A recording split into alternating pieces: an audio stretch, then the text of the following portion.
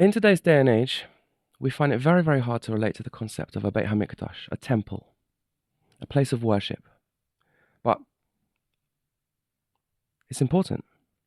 To this day, we direct our hearts and our minds towards the temple where it stood, the Holy of Holies that was in the temple. That place, that in point of dwelling of Hashem, where the finite and the infinite meet, still exists. However, nowadays, there's no physical building there. There will be Be'ezrat Hashem very, very soon. There's a mosque there right now, actually. But Hashem's presence is everywhere, rightfully so. Everybody says, how can you say Hashem is confined to one place? He's everywhere. And then other people will say, how can you say Hashem is here at all? He's too big. Both of those are very good points, and they're both true. So we need to have a bit of a more sophisticated understanding of theology to understand the temple. And I would like to make this available to everybody, not just philosophers. So that's my goal on this channel, is always to try and get to the essence of these ideas and find a way to explain it that even people who are not philosophically inclined, who don't care about all that deep thinking and all that, they just want to know the truth. Tell me the truth. What's the answer? What is a Beit HaMikdash? What is it? Why do I need one? Where is Hashem? Why is he there, not here? I'll tell you right now, we'll get into it more, but I'll tell you right now that it's absolutely true. The original plan was for Hashem to dwell in your heart, everybody's heart, everybody who invited him in. He, like the pasuk says, wherever we will call upon his name, he will come and bless us. And then, thanks to the Chet HaEgel, the sin of the golden calf, we lost that privilege. And so we had to build a tabernacle, which was the prototype, the temporary version of a Beit HaMikdash. Portable, because we were still wandering in the desert at the time. And then 400 years later, it was the ark and all the utensils were moved into a permanent building, a Bayit Ne'eman, built by King Shlomo, called the Beit HaMikdash. And that is, we're told, where Hashem dwells in the world. And again, it's not ideal. He's supposed to dwell in your heart. Now, how does that all work? So let's rewind and get back into the basics. One thing we need to first get out the way straight away is the misconception that I don't have any time for on my channel, that Hashem does not have a heart. Hashem does not have I won't say brain because that's the whole point. It's not physical. But he doesn't have an intellect, doesn't know, chas v'shalom, he doesn't have a ratzon. On the contrary, he has the real version of all those things. Now, in order to understand that, you have to understand why people say the opposite and what the mistake is. And then you have to get it right, because there is a very serious danger of getting it wrong and thinking, chas v'shalom, that Hashem has a physical body, like some religions, like to believe, heretically. So the Rambam, to make the story a bit shorter, I'll just start with the Rambam. The Rambam said in the Moreh Nevuchim, Hashem does not have emotions. The reason is, for a very simple point, Hashem is one. And if you're one, you can't be you and have a heart. That's two things, right? Hashem is not composite. That's the theological language. We, on the other hand, are. We have a body, we have a brain up here, a heart down there, we have feelings, we have a soul. So therefore, you can't compare us to Hashem, and to do so is not only stupid but heretical. When we see Hashem emoting, like the Torah says he does, all over the place, about 75% of the whole Torah is Hashem emoting and talking and telling us what he thinks and feels. You should know, the Rambam says, that's the language of man. Hashem is just acting that way. He's performing actions that to us look like anger and love. So just like a human, when he loves, he smiles, he's warm, he gives gifts, he rewards, he says nice words. So too, God gives gifts, he says nice words, he chooses you, But don't think, the Rambam says, that Hashem really has an emotion. And all of this is coming from some instinctual, reactive feeling like in a human. God forbid. Now, the Kabbalah says that that's not true. Hashem made for himself a heart. He made for himself again, I'm going to say brain, because that was a Chabad, we would say in Kabbalah, an intellect. And through that, he didn't just make a heart, he made love from nothing. He created it from nothing. He made strength from nothing. And now that he made those abilities, he uses those abilities. And so therefore, when the Rambam says that Hashem's love is an action, that is true. Hashem is not a being that has a heart intrinsically, but when there is a heart, on his level, the first creation, the Sfirot of Atzilut, and he invests his light in those vessels, that is him feeling a feeling. And who is feeling the feeling? It's Hashem. It's not manufactured, it's not pretend. And the Rambam couldn't have possibly meant that Hashem is pretending, and that's the mistake a lot of people make. And you can see why they did. Because it says Hashem only acts like he feels. But that's because feelings are actions, and that's also true of us. And the Rambam couldn't tell us that at the time because we did not understand ourselves well enough. We thought back then that we were just a body, and we had this vague notion of a soul. And now, even in the secular world, like the Renaissance time, there was a lot of philosophy about the self, about consciousness, abstraction, who am I? And that thinking has made it into our everyday. So now we are on the level where we can understand what the Kabbalah was saying long before these secular philosophies were saying, which is that we also act, or rather, our emotions are also actions. Our thinking is also an action. Our knowing is also an action. Because we, in and of ourselves, are above the category of all these things. We are the one who thinks. We are the one who feels. The feeling is an action, and it's not us. That's a separation. And it's the same with Hashem, lahavdil. So, that is why on my channel, I'll always be happy to say, Hashem loves you. Hashem is angry at you. Hashem feel, whatever. And I won't qualify it with, but we should know, or this I don't want to sound like a heretic business, because it's not true. And it's damaging to think that way. Hashem does love us, and his love is the real love.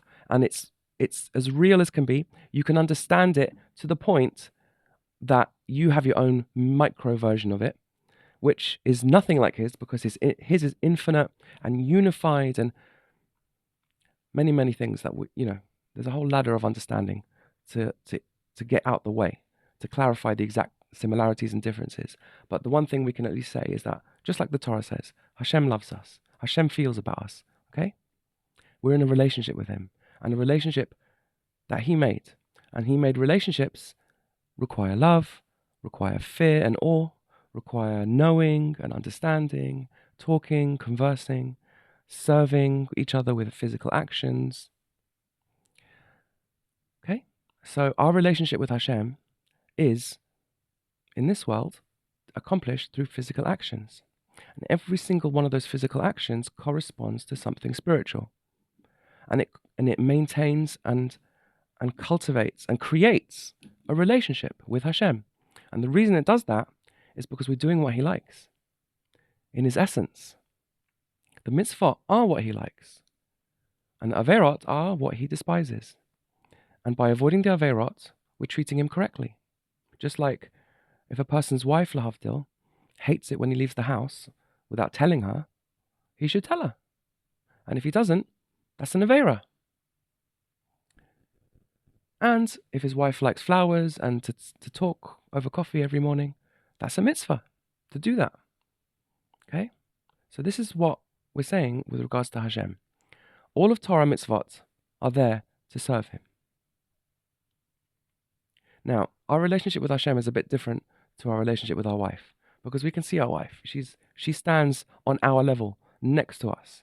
Same to if you don't have a wife, or a spouse, your friends, your children, your cousins, your family, whatever, your parents, somebody else who's on your level.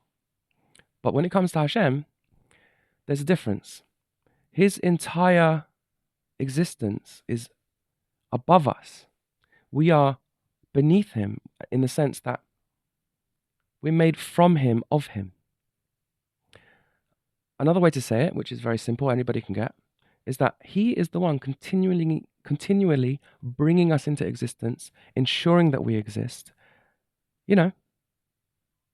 We live because of him, because of his power and his creativity, and his creating us at this very, very moment. Now, just like with any friendship, if something is forced, if something is pressured, it it loses it. It loses its effect, you know? If somebody says, "Oh, go and be his friend, you're like him," we don't want to. If we're in trouble and somebody comes and saves us and has to, look after us for a while, like if we're drowning in the water, chas v'shalom, and somebody comes with a boat and he puts us on the boat and he rows us back to shore. For him to say, "Now, because I saved you, you have to be my best friend. You have to marry me," we'd find that difficult. It could very well be that it could work out, but essentially, we'd rather have chosen the relationship ourselves, and we'd rather have that relationship occur through our choice and naturally. So Hashem gets that. Hashem gets that. The other thing is, we want a relationship with somebody who treats us right. Saving my life is just one thing. You haven't proven that you could be my friend yet. That's not the only thing I like, being saved from dying. Do we get on? Are you going to be nice to me in the way that I like? Can I be nice to you in the way you like? Or maybe, the way I am is not compatible with you, right? So all of these things come into a relationship. This is why the Ramban and the Rambam have a disagreement about what is the purpose of the Beit HaMikdash. Is it just the service that happens in the Beit HaMikdash? Or is it the relationship, the dwelling of Hashem? He comes down here so we can have a relationship with him. And of course, it's both. Just like the same parallel question about the Torah. Is the Torah a set of laws and mitzvot and a way of life? Or is it a relationship with Hashem? That's the question. And the answer is, of course, both. The relationship is maintained and exists through the mitzvot and the Torah study. The Torah is Hashem in written form. That's his soul in writing, meaning everything he likes, everything he feels, everything that's important to him. It's all there, candidly, without any secrets. If you want to know him, he'll tell you everything. The mitzvot are like his limbs.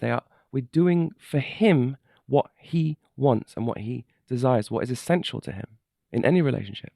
You want to be my lover? You need to wear tefillin. You need to not eat food that I despise, like insects, etc. So, if we want Hashem to reside in our heart, we need a few things. The first, obviously, is we need to not sin. Sinning ruins it. It kills it. From his end. He flees away from unholiness. He's never seen anything unholy. That's what the pasuk says. His eyes are pure. The Shekhinah fled to the seventh heaven the very moment Adam ate from the tree, as it says in the Midrash. So we need to refine ourselves. And before Har Sinai, we were refined. We were. The slavery in Egypt did it. The beautiful events and, the first date that we went on with Hashem through the splitting of the sea and all that. We were ready. We wanted him in our heart. And then the golden calf killed it, So initially Hashem wanted to just get rid of us because that's how bad it was. This marriage is not going to work out. I'm going to call it off. Moshe said, no, don't call it off. Don't call it off. These are your people. And he's like, you're right, they're my people. Let's make it work. So he said, I'm going to send an angel now to lead them. And then we said, no, we don't want an angel. It has to be you, Hashem. And Hashem said, oh, all right. And then he told us how to make a mishkan. My presence will be in the mishkan. You want to find me? You can find me there. A holy place, set aside.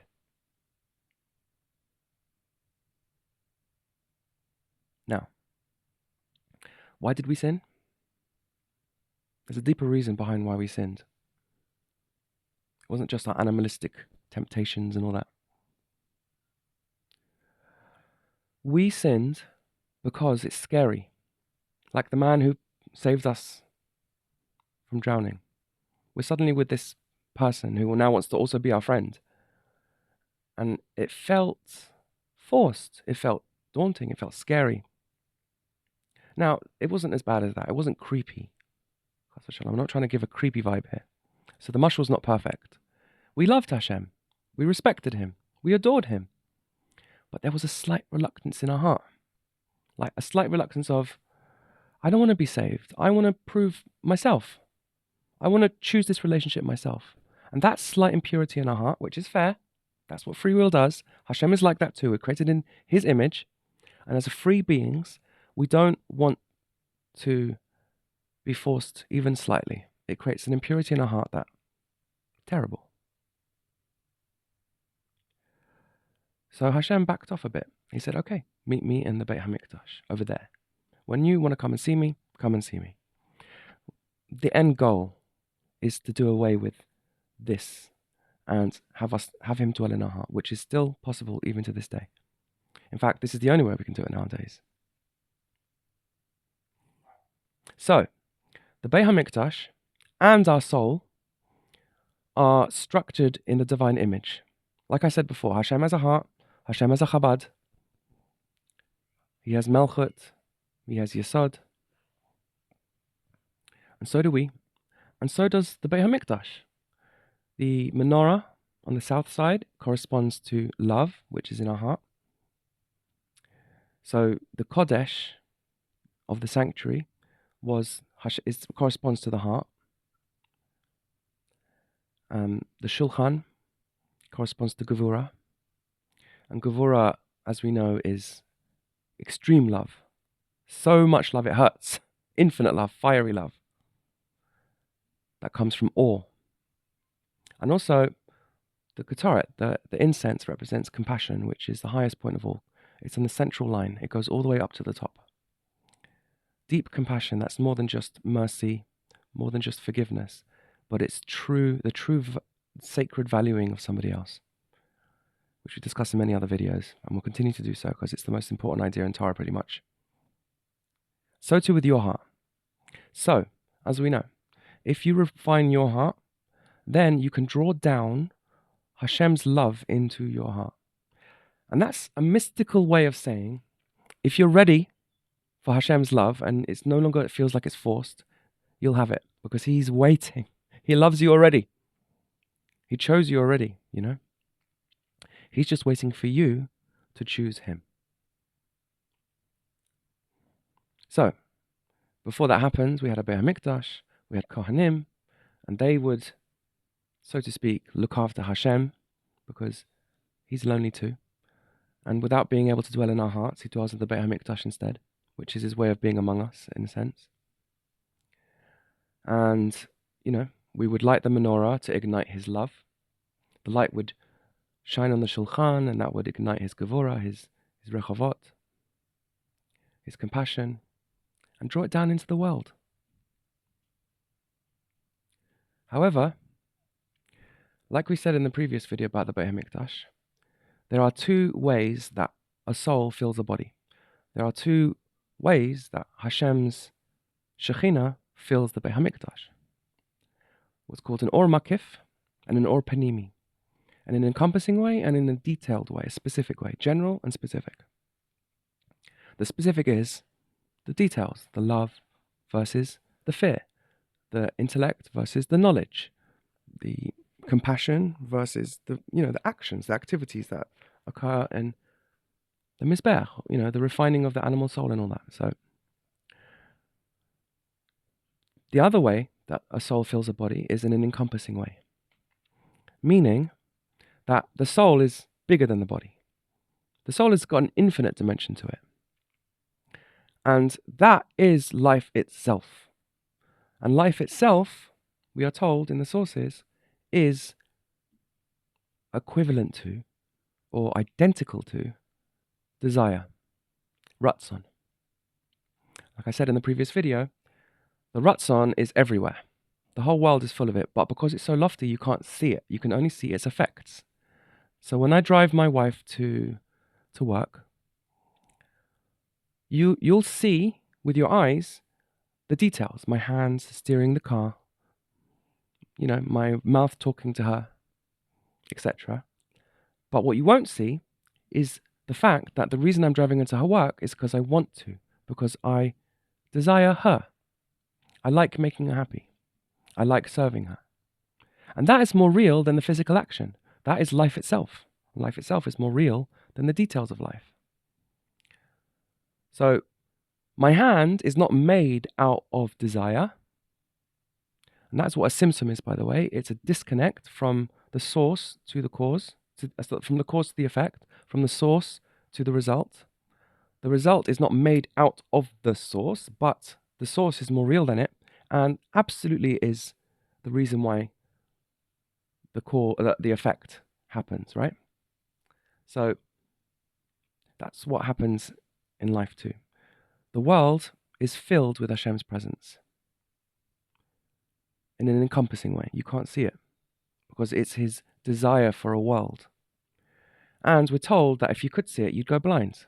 Chas v'shalom. Because it's very, very bright. Hashem's love and desire for us is infinite. It's called Or Ein Sof, the light without end, an infinite light. However, there is a way you can see it. And it's very poetic.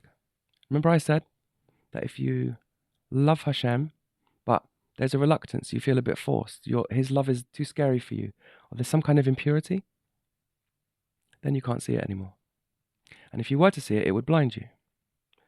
But as soon as you have completely accepted it in your heart, you love him too, and you want him with every fiber of your being without the slightest bit of reluctance, then he will take off the mask and you will see him. And that's what the Beit HaMikdash, the third Beit HaMikdash, will bear Ezrat Hashem do. He will still dwell there predominantly. However, he will be in our hearts too. Meaning we'll welcome him into our hearts because that's where we want him. And I don't know what that looks like. That's the bit we can't relate to.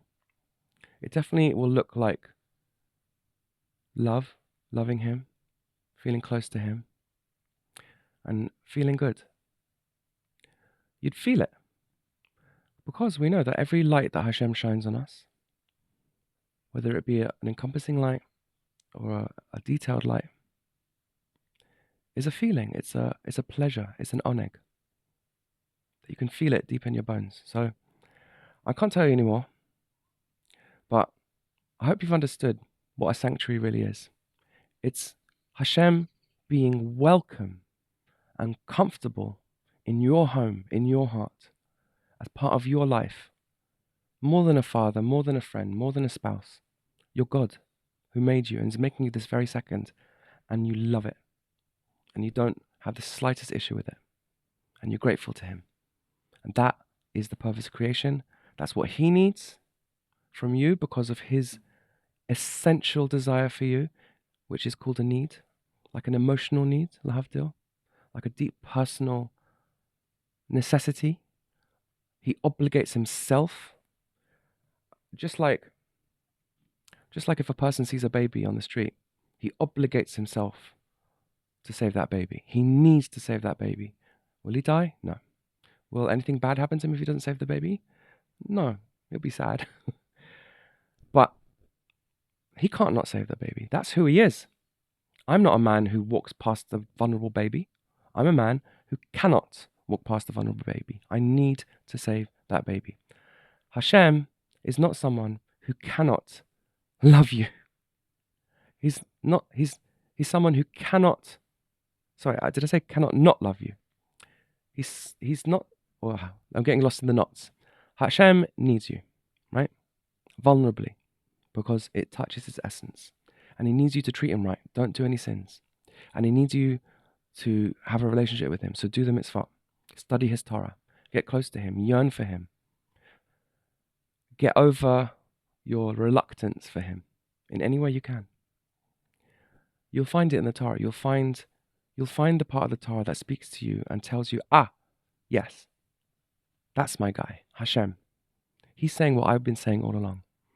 He's exactly who I hoped he would be. And I found that myself. I chose him myself. And now I'm ready. Hashem, please come into my life. You're completely welcome. I've got a lot left to do still to make this a place where your Shekhinah can dwell, because it's still not perfect. And the world is not perfect. But Be'ezrat Hashem, it will be very, very soon. Amen. Can you answer?